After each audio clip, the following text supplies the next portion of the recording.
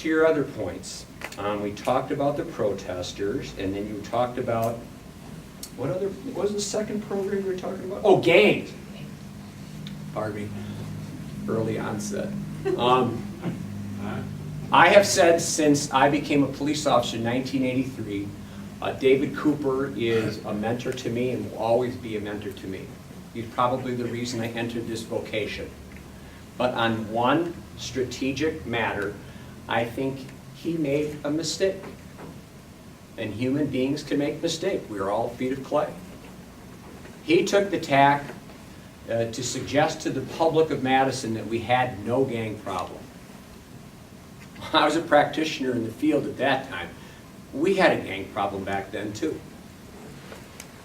But I think in the interest of public safety and wanting to do what was best and not have an unhealthy worry about people worrying about gangs proliferating in the streets, that we basically went into a denial or a spin mode, which I disagreed then.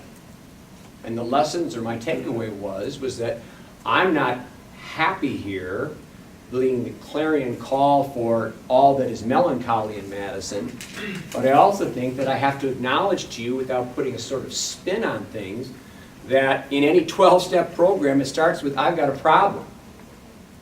We have a problem.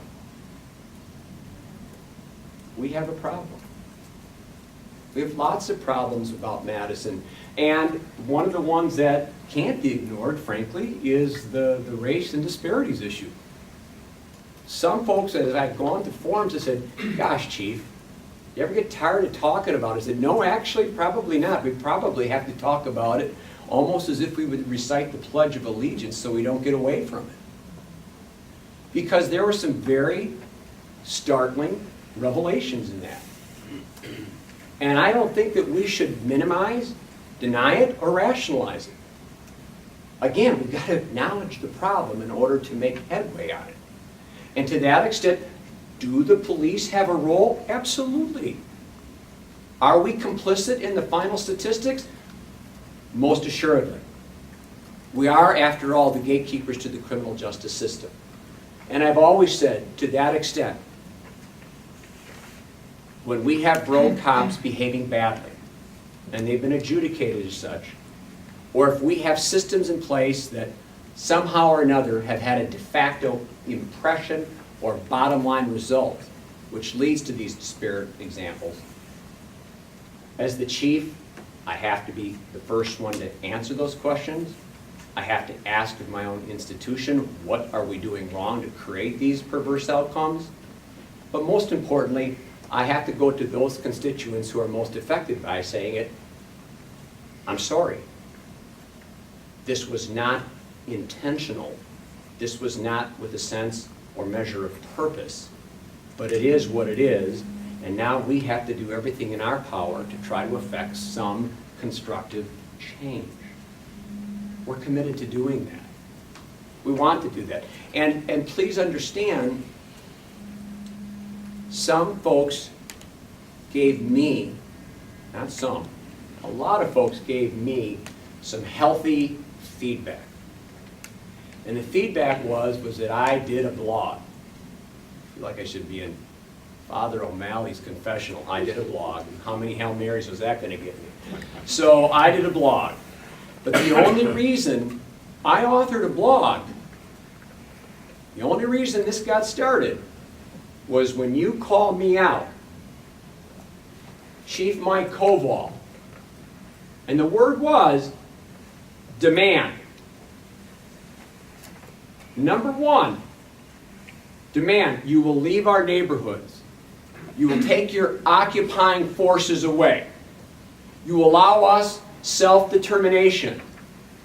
And then you copy count your demand to the entire free world, you're going to get a response. If that's what you wanted, I'm not anybody's doormat either. And the beauty of me, the simplicity, I am not polished. I will never, ever run for office.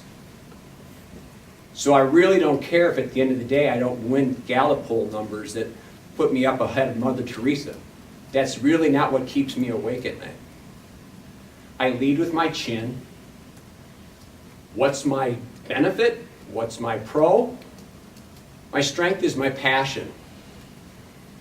What's my downfall? You got it. It's my passion. I'm not perfect and never will be. You'll hear me apologize many times over if I've ever purposefully hurt anyone, intentionally or otherwise. But, I am not ever leaving the neighborhood. We can talk about how we police in those neighborhoods. That's fundamentally a part of the calculus of change. That's clearly worth our discussion, and I hope those discussions are robust and prolonged. But to suggest that I'm just going to leave, absolutely not. I came in April 30th. I spent 6 months passionate about the fact that the best way we police is relationally at a grassroots level in these damn neighborhoods.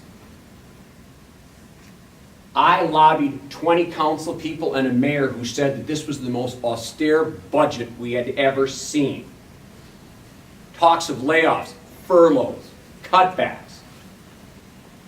And to each of these committee hearings that I ever went to, and Mike, you were at some of them, I've said over and over and over again, if you're asking me what's going to happen in 5 years from now about the city of Madison and our quality of life, I've said to every audience, we're going to see the experiment played out in 2 laboratory settings. The first is the Madison Metropolitan School District. We have 27,000 students at MMSD, and over 65% of them qualify for a federal subsidy for breakfast, lunch, or for both. Folks, that tells me that the chasm between the haves and the have-nots has never been more pronounced, and it's growing by the hour. You want to talk about root causes of city problems, let's talk about poverty and all that that engenders. Okay? And then I've said, the other element where this is going to be played out is in the neighborhoods. If you go to the City of Madison website, you're going to see we have 120 plus registered neighborhoods. We're a community of neighborhoods. And then I asked 5 district captains who have their pulse on what's going on in their district. I said, come on, I have this feeling we could be doing more in our neighborhoods. The neighborhood officer program is what made us special. As a younger officer, we were up to 18 neighborhood officers. When I inherited the office, 11. I want more. Because when I asked those 5 district captains, I need to be able to show the council and the mayor that if we could somehow or another find the funding, would it be worth their while? Would we have those sort of neighborhoods that are on the cusp, sort of percolating, could go one way, could go the other? Do we have such a thing? Because I have a sense that we do. And each of those 5 captains gave me a minimum of at least 6 neighborhoods, some more, 8 to 10. But what you're telling me is that people that we pay money to study the peaks and the valleys of what's going on in their districts, of their neighborhoods, we now have a fourth to a third of them reporting to me that they have major concerns about where we're headed. We're on the cusp to go one way or another. So that's why for 5 months, I lobbied, I talked, I spoke. I met with groups like this. I tried to win every heart and every mind I could, and then some, to say we need to be more relational. It starts with police officers assigned to patrol, but it has to transcend patrol. Patrol officers are always constrained by chasing calls for service. That's their unit of work. The call, the call, the call. I want them to take the time and effort to be relational. I want them to talk to victims. I want them to build empathy with people that have now been victimized and are trying to sort out their new normal. I get that. But there's always this sense of urgency because there's always the call. Neighborhood officers are not driven by the call. Neighborhood officers are driven by the call. We're talking about going beyond and beyond crime prevention, crime investigation, crime apprehension. We're talking about people who want to make a difference in quality of life issues. Hey, we got a landlord here that doesn't give a damn about tenants' rights. Heat's not on, water doesn't work, who do I talk to? Hey, we got people that can't make the next rent check and they can't feed their family. I've got neighborhood officers helping people teach job skills. I've got neighborhood officers creating community gardens. I've got neighborhood officers going to the Boys and Girls Center and taking computer time and helping kids with computer and giving them supervised and structured behaviors to just run around. It's 2 in the morning and the duplex next to you, the noise is so loud the bass will send your dentures out. That's not the big one, but that's a quality of life issue. Neighborhood officers, they can follow up on that. They're not call driven.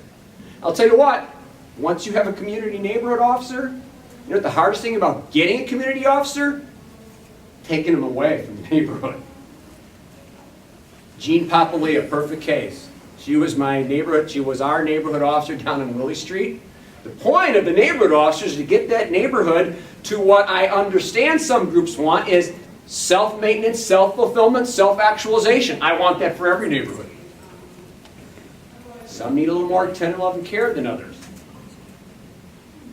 Well, that ain't sort of not cool, man.